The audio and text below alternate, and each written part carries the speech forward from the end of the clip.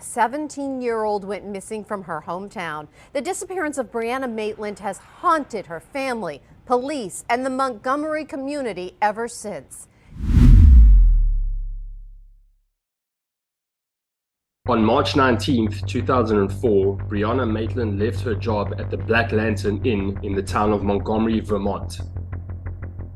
On that day, she'd finished her GED test and had lunch with her mother before saying that she was going to head home to get some rest before going to her second job. And that would be the last time that anyone would see her alive. Brianna Maitland went missing in Vermont. Today, her family and detectives are still searching for answers. And now, nearly 20 years later, we look at the curious case of Brianna's disappearance. What could have happened, where she could have gone, and could she still be alive today? They need to find a body. They need to have someone admit to doing whatever they did. We need to have a funeral. We deserve a funeral. Born on October 8, 1986, Brianna Alexandria Maitland was raised by Bruce and Keallie Maitland in the town of East Franklin near the Canadian border. It was just wonderful when she would come into a room. You know, she had a very much, which photos don't really capture, but she had a natural grace and poise when she would walk into a room. For the most part, Brianna led a relatively normal life, even taking jiu-jitsu lessons after school. But sometime in her sophomore year, things became a little hectic as she transferred to a new high school and then moved out of her mother's home and began living with friends. According to her mother Keallie, there were no major stresses at home, and she stated that Brianna simply preferred the instability of couch surfing with various friends than living at home with mom and dad, which in itself just sounds kind of weird. And she eventually dropped out of high school, unable to keep up with the increasing demands of her schoolwork and her unstable living situation. She was just very, very free-spirited in just a wonderful, endearing way. And, you know, I probably let her get away with a lot of that free-spiritedness because it was so endearing. She eventually moved in with her friend Jillian Stout and enrolled into a GED program. She also got 2 jobs, one as a dishwasher at the Black Lantern Inn and one as a waitress at KJ's Diner in nearby St. Albans, Vermont. Even though she had a rough start, Maitland hoped to get her GED and to eventually go to college in order to make something out of her life. 3 weeks before Brianna Maitland vanished, she was attacked by a former friend named Keallie Lacross at a party. Although the initial motive of the attack remains unclear, Brianna's father remains convinced that Keallie was jealous of the attention that Brianna was receiving from other men at the party. Keallie savagely beat Maitland, leaving her with a broken nose and a concussion, and Maitland subsequently went to the police to press charges against her. On March 19, 2004, Brianna Maitland passed her GED test with flying colors. She called up her mother to tell her the news, and her mother treated her to lunch in order to celebrate. Afterwards, Maitland and her mother went shopping and also ran some errands. Her mother would later tell investigators that she was in good spirits and that the pair had discussed the possibility of her attending college. But during their shopping trip, Brianna noticed something that seemed to rattle her. And subsequently, she cut the get-together short and told her mother that she needed to get ready for work. And she showed up at the Black Lantern Inn on time and completed her shift without any problems. And at around midnight, friends asked Brianna if she'd like to join them for a late dinner. But she declined, saying that she had to get to her second job early the next morning. And she got into her car alone and drove off into the night, never to be seen again. On March 20th, 2004, police were called to a farmhouse about 1 mile from the Black Lantern Inn. There they found Brianna Maitland's car backed into the side of the barn. A piece of plywood was found on top of the trunk, and 2 of her paycheck stubs were found on the front seat. But there was no sign of Maitland. 3 days later, Keallie and Bruce Maitland went to the police to report their daughter as being a missing person.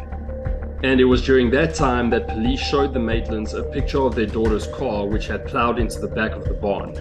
Katie Manning fights back tears, remembering her friend Brianna Maitland. I'd seen her 2 days before and knew what she was up to, and just Figured her parents hadn't heard from her, so they called her missing. Up until her parents had reported her missing, police suspected that Brianna Maitland was a runaway.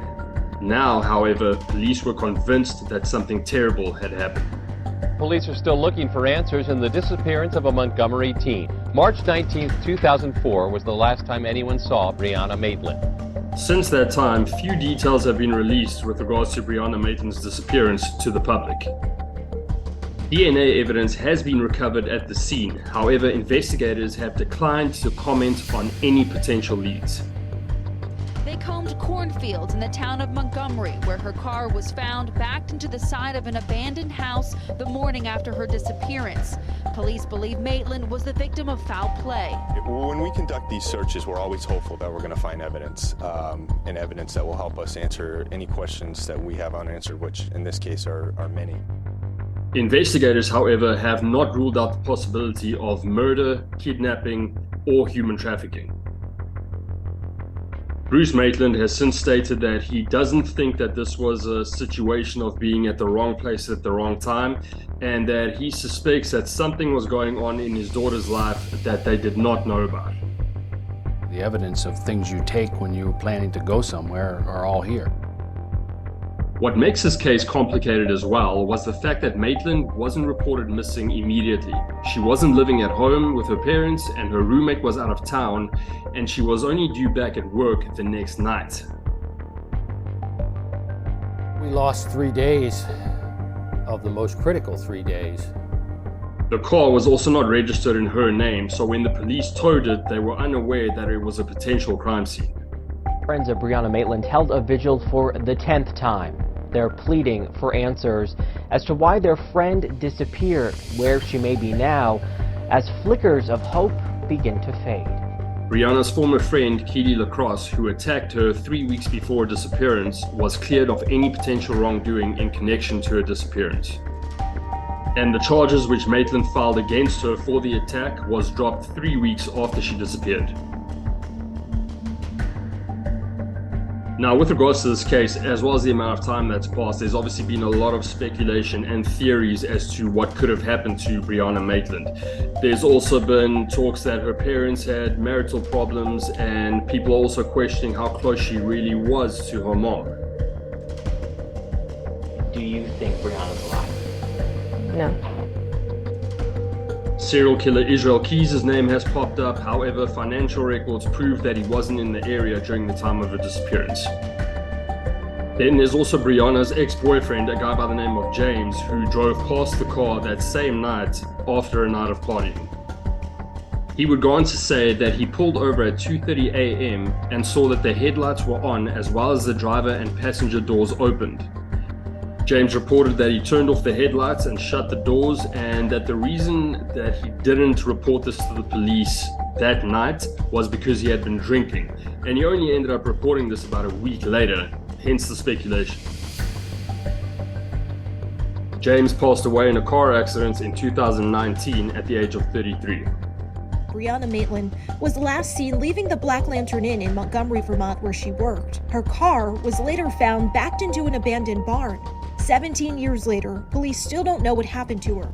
In the week following her disappearance, Vermont State Police also received an anonymous tip that she was being held against her will in a house in nearby Berkshire, Vermont. The rented house, then occupied by Ramon Rines and Nathaniel Jackson, two known drug dealers from New York, was raided by police on April 15, 2004. Various drug paraphernalia was found inside, including substantial amounts of cocaine and marijuana, but there was no sign of Maitland. Rines was arrested during the raid for drug charges, and upon interviewing Maitland's close friends, law enforcement was informed that Maitland had allegedly experimented with hard drugs in the recent past, specifically crack cocaine, and that she was an acquaintance of Rines and Jackson. She owed the wrong person money for the wrong thing, and that person was in her car that night.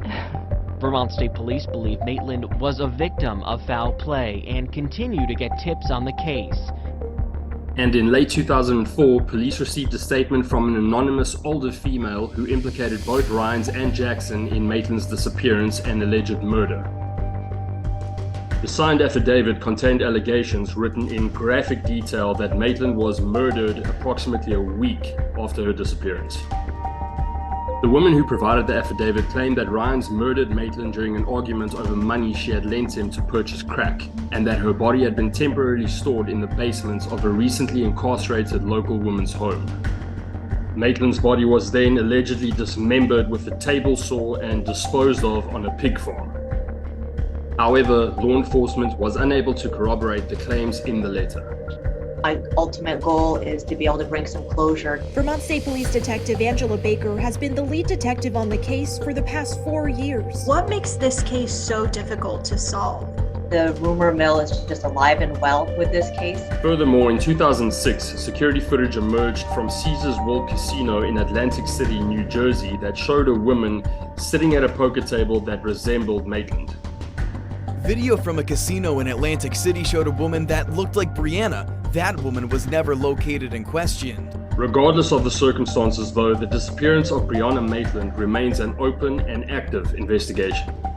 Closure for me is finding Brianna. The other part of closure was find out who's responsible and see that they come to justice. I previously did a segment about the disappearance of Maura Murray, and I'll drop the link in the description below, and this case has a similar eerie feel to it. But let me know what you think about this particular case in the comments, and as always, thanks for watching.